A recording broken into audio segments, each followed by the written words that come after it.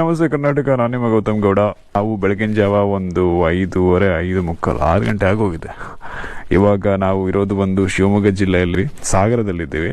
ಏನು ಕಾಣಿಸ್ತಿಲ್ಲ ರೋಡ್.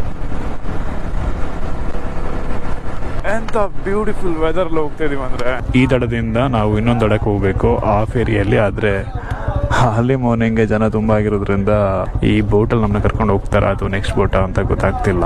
ಅದೊಂದು ಫೇರಿ ಇದೆ, ಇದೊಂದು ಫೇರಿ ಇದೆ. ಈ ಕಡೆದು ಕಾಲಿದೆ, ಇದು ವರ್ಕ್ ಆಗುತ್ತೆ ಗೊತ್ತಿಲ್ಲ. ನಿನ್ನೆ ಗೋಕರ್ಣದಲ್ಲಿ ನಾವು ಫೆರಿ ಪಾಸ್ ಮಾಡಿದ್ವಿ. ಒಂದು ದಡದಿಂದ ಇನ್ನೊಂದು ದಡಕ್ಕೆ ಹೋಗಿ ನಮ್ಮ ಗೋಕರ್ಣದಲ್ಲಿ ಸುಮಾರು 30 ಕಿಲೋಮೀಟರ್ ಉಳಿತು. ಅದು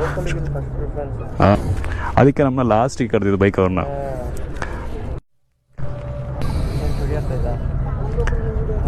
ಇಲ್ಲ, ಇಂಜಿನ್ ಹತ್ರ ಕಾಲೆಲ್ಲ ಬಿಸಿ ಹಿಡಿತಿದೆ. ನಂದು ಒಂದೊಂದ್ಸತಿ ನಾನು ಹೇಳಿದ್ದೆಲ್ಲ, ನಂದು ಶೂಸೇ ಮೆಲ್ಟ್ ಆಗಿ ಹೋಗಿತ್ತು ಒಂದ್ಸತಿ. ಕೂರ್ಗಿಂತ ಹೈದರಾಬಾದಿಗೆ ಹೋಗುವಾಗ ಶೂಸ್ ಮೆಲ್ಟ್ ಆಗಿ ಹಿಂಗೆ ಓಪನ್ ಆಗಿತ್ತು. ಅಂದರೆ ನಂದು ಫಸ್ಟ್ ಸರ್ವಿಸ್ ಅಷ್ಟೇ ಆಗಿದ್ದು ಇದು ಬೈಕದು, ಅಷ್ಟು ಹೀಟ್ ಆಗಿತ್ತು. ಅವರೆಲ್ಲ ಹೋದ್ರು.